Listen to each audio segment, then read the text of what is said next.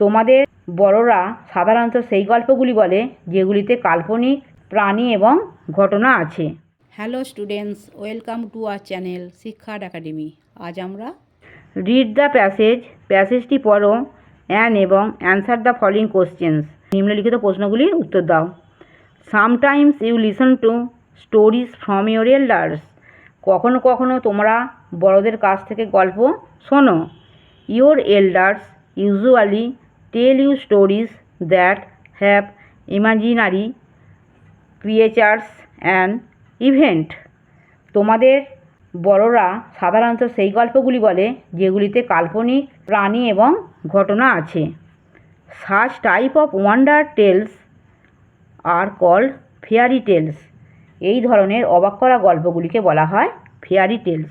Although this stories always do not have a fairy, yet the stories almost always carry some valuable messages.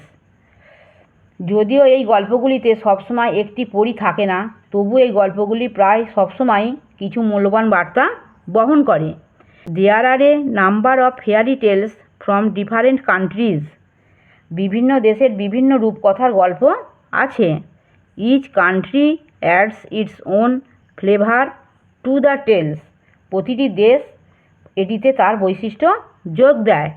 A fairy tales usually start with long ago or once upon a time.